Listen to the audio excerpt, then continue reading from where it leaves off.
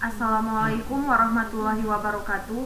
Perkenalkan, nama saya Waniara dari kelas 1 TIB 2. Di sini saya akan menjelaskan tentang sistem operasi.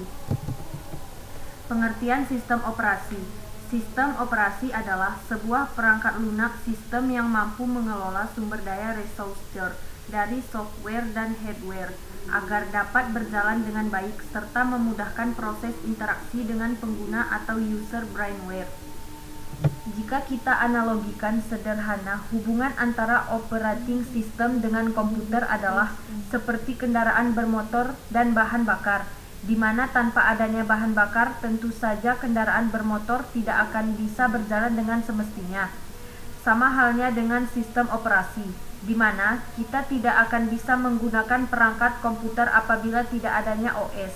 Begitu juga sebaliknya, apabila Anda mempunyai perangkat sistem dan tidak mempunyai komputer, maka menjadi tidak berguna. Tanpa sistem operasi, pengguna tidak dapat menjalankan program aplikasi. Apa itu fungsi sistem operasi? 1. Memori manajemen. Memori manajemen adalah memori terbagi menjadi dua fokus utama, yaitu primary memory dan main memory, di mana primary memory merupakan kebutuhan penyimpanan yang diutamakan seperti RAM. Main memory merupakan penyimpanan yang dapat diakses langsung melalui CPU. 2. Device management. Device management adalah sistem operasi juga mempunyai fungsi untuk mengatur komunikasi antar perangkat melalui setiap driver. Untuk program yang berperan untuk menangani hal tersebut adalah I/O controller. 3. File management. File management adalah fungsi yang ketiga.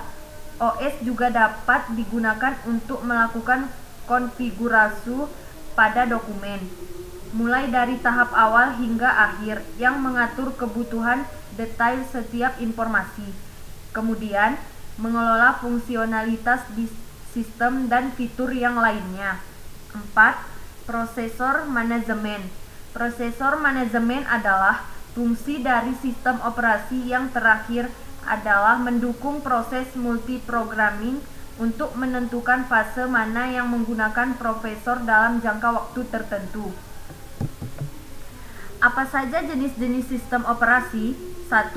Bed OS.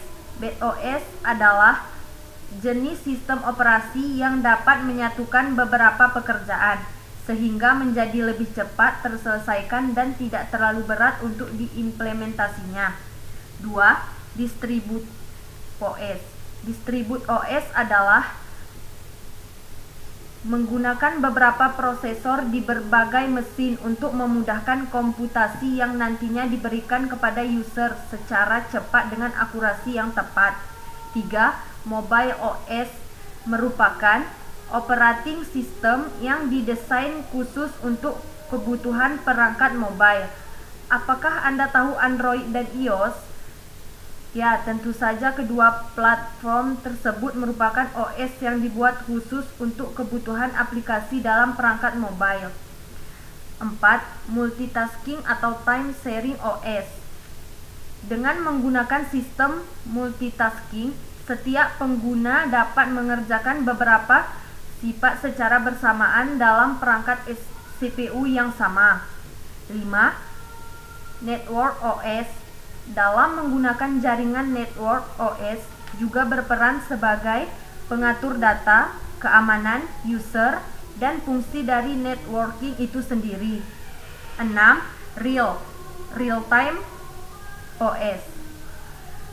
Fungsi yang terakhir adalah real-time OS, di mana interval atau jarak waktu pemrosesan dan respon input yang kecil. Tujuan sistem operasi. Tujuan mempelajari sistem operasi adalah agar user dapat merancang sendiri dan memodifikasi sistem yang telah ada sesuai dengan kebutuhan, untuk dapat memilih sistem operasi yang sesuai serta mampu memaksimalkan penggunaan sistem operasi, dan agar konsep serta teknik sistem operasi dapat diterapkan pada aplikasi-aplikasi lainnya, maka pengetahuan mengenai sistem operasi sangat diperlukan. Macam-macam sistem operasi. 1. Microsoft Windows. Microsoft Windows diciptakan sistem operasi Windows pada pertengahan tahun 1980-an.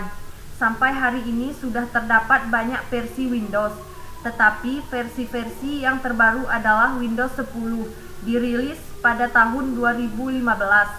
Windows 8 dirilis pada tahun 2012. Windows sudah terangsang langsung pada komputer baru sehingga membuatnya menjadi sistem operasi yang populer. 2. Mac OS X.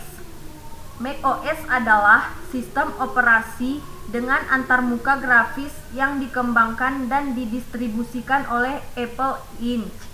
Semua versi Mac OS yang terbaru dikenal sebagai OS X, diucapkan OS X, termasuk beberapa versi lainnya seperti El Capitan dirilis pada tahun 2015, Yosemite dirilis pada tahun 2014. Pengguna sistem operasi Mac OS kurang dari 10% dari pengguna global sistem operasi. Statistik ini jauh lebih rendah dari persentase pengguna sistem operasi Windows lebih dari 80%. Salah satu penyebabnya adalah bahwa harga komputer Apple cenderung lebih mahal.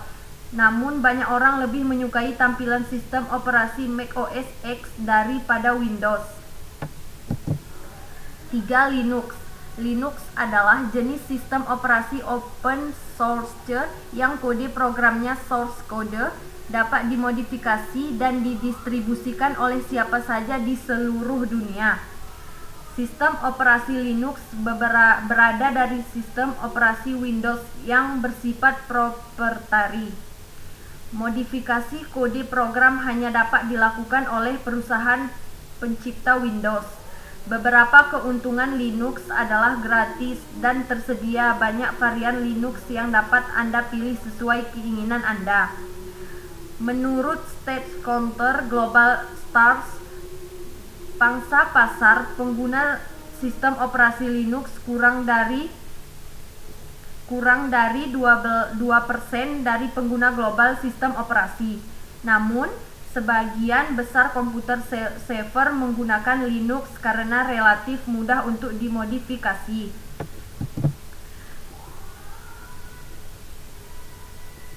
4. Sistem operasi untuk perangkat mobile. Sistem operasi untuk perangkat mobile adalah semua jenis komputer yang dapat digenggam. Perangkat ini dirancang untuk mudah dibawa kemanapun. Sistem operasi dirancang untuk digunakan ada komputer desktop dan laptop, perangkat mobile seperti ponsel, komputer tablet, dan pemutar MP3. Beberapa dari komputer desktop dan laptop sehingga mereka menggunakan sistem operasi yang dirancang khusus untuk perangkat mobile. Contoh-contoh dari sistem operasi pada perangkat mobile adalah Apple iOS dan Google Android. Mungkin hanya ini saja penjelasan dari saya. Saya akhiri. Wassalamualaikum warahmatullahi wabarakatuh.